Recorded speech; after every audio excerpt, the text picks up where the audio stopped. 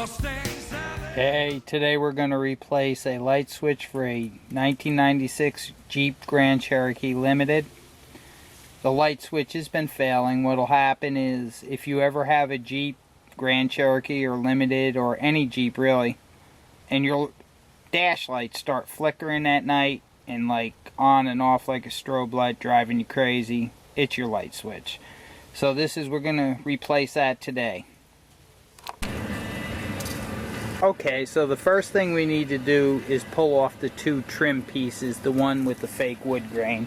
They just pull off like this. Pull from the outside to the in, it seems to keep them from cracking. There's one there, one down here, like little clips that push in. Pull that off and do the same thing on the other side. So you do the same thing on this side, as I said, and try to pull out. You might need a screwdriver just to get it started. But be careful not to crack the plastic. Okay, so you got it out.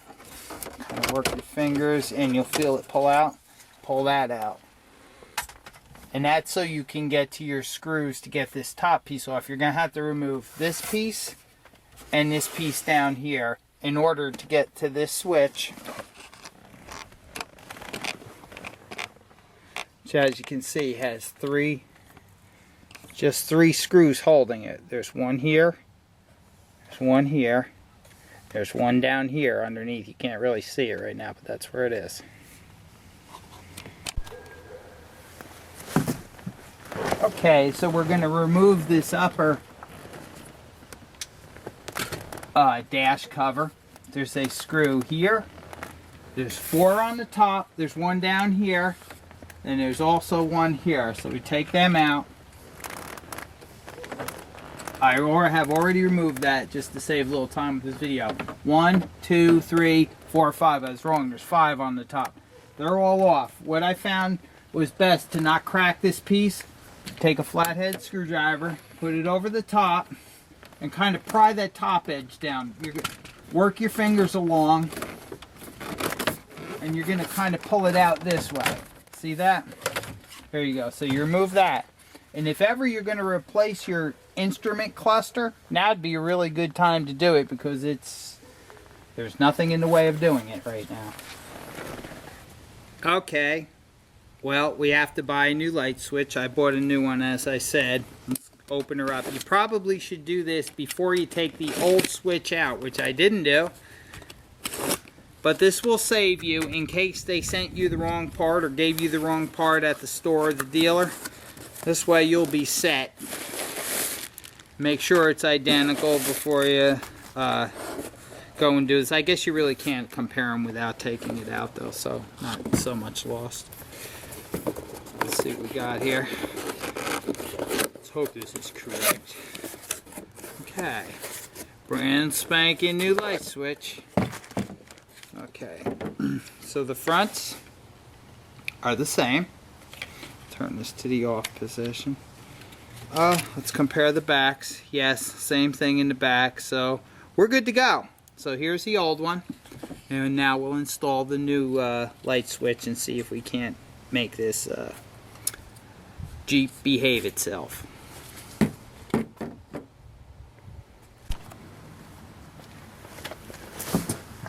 Okay, so this particular Jeep Grand Cherokee has been modified with a aftermarket gauge cluster and lighting, which it changes and everything. It's kind of cool.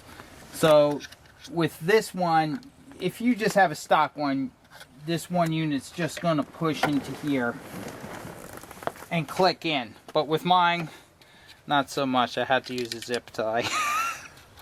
So I'll pull that through here. Put this unit in here. It needs to tuck in here. Okay. So put that needs to go in here, so maybe it'd be easier to put this through than shove her in there. So shove this in and bring the zip tie back together. That just needs to stay there. It can't be floating around inside the dashboard. Or else that'll be a good enough reason for there to be shorts and flickering going on, which we're trying to put an end to. Okay, so you don't need to go overly tight. It's not like there's going to be stress on this. Just cut off the end. Okay. You probably won't have to do this, okay? But I do. Okay, so you take the other plug, which is very simple, and you plug her in. Wait till you hear that click. That means it's totally in, or else it'll be flickering and you'll be taking it apart again. So, now, screws in. I just put my screws in the cup holder. Seems like a good enough spot for it. All the screws for this whole thing, they're all the same, so you can just keep them all together. It's not going to really make a difference. You know, as far as that goes. So, got my screws. Yeah, there she is. Right. Okay.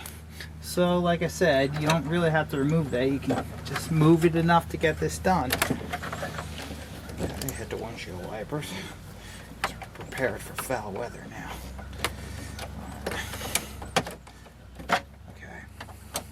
Since somehow or other, when I took this apart, whoever installed this, I did not put this gauge cluster in.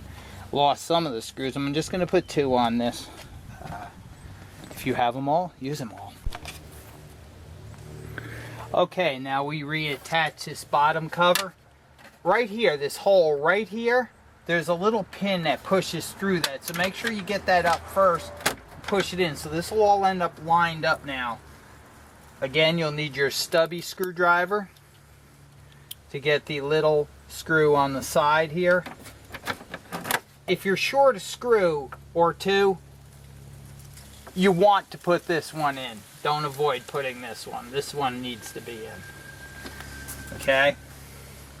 Now there's 4 underneath. If you're short any, this is a good spot to, you know, go every other one because it's a little bit of overkill with all these screws. So, I am short a couple. I didn't lose any, but there's a couple missing, so that's how it was when I took it apart. And I'll put these 2 in. I'll put every other one in.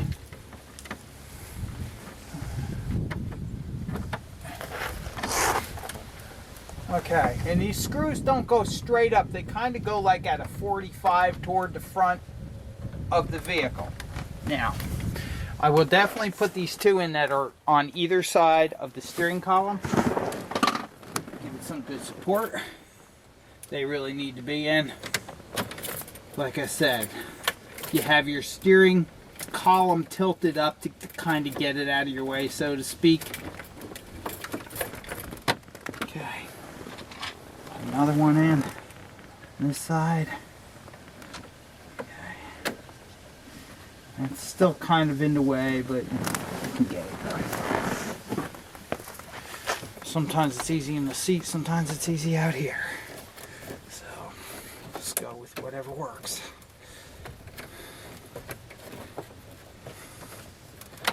Guess I could have used a stubby, but my knuckles would have been against the steering column. Okay, so that's all in solid. Okay, next step. You're going to put your upper cover back around your dash now. Pull this, pull your steering wheel down. This is the way I do it. It works really well. Had to do this a few times. Put it in like this. Slide the bottom in first. Okay. Now what you're going to do is all these nubs, they'll go on the inside as they kind of catch. You'll see. You'll hear it snap. Hear that snap? Snap, snap, snap. Okay, now you have all your screws that will attach to this cover. 1 on either side of your steering column. 1 here, 1 on this far end, and 5 on the top. So you'll want to reattach all of them. I'll spare you the video on them, just screw them in.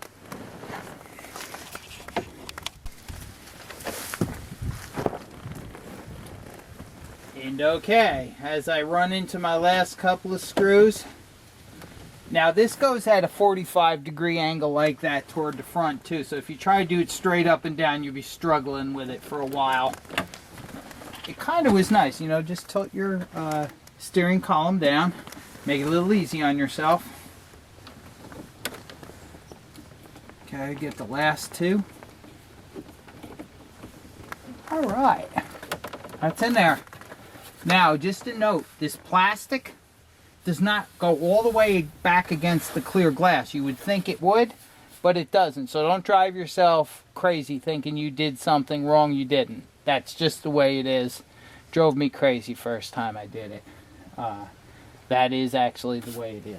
So, now, we're back to the reverse order. We're going to take our strips, push this in. Now, you see it's just push pins. So push from one side to the other. If there's guides like this one that goes through a hole, just make sure it gets in its hole. That's for alignment purposes. And yeah, it's pretty simple. I always push from the steering column back. I guess it doesn't matter. But okay, bottom, middle, and the end. She's in there. It's that simple. Okay, this one, you see this goes through, you gotta line them up. Oh, yeah, okay, maybe I should do it the right, what we call the right way. Alright, put this in like this one goes in front of the steering column, by the steering column. This one goes here, this one goes here, and one of them's broke off. But there she is, she's all in there, so let's see if this thing works.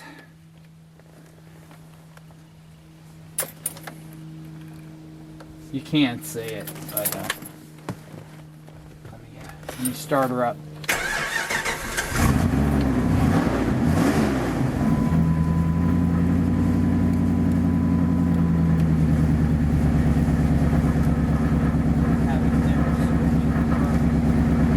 It'll change from blue to yellow. You can't really see it in the daytime.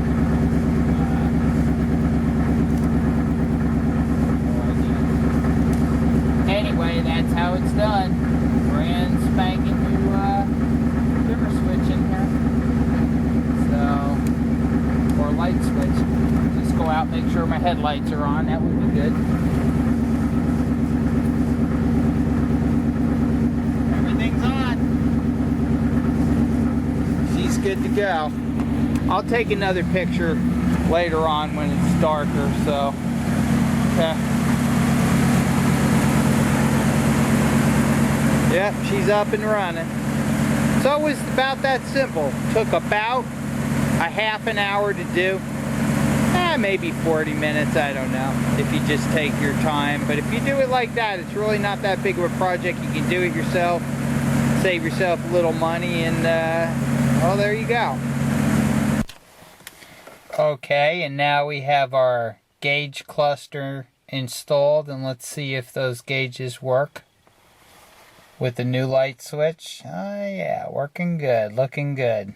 And okay, so that's the end of this job, and wasn't too bad, and it's going to be really nice to not have these going on and off like a strobe light every time I drive. Anyway, that's it. Took about a half hour, not too bad at all. If you're going to do it, good luck with it. If you're flickering, it is most probably your light switch. Good luck with that.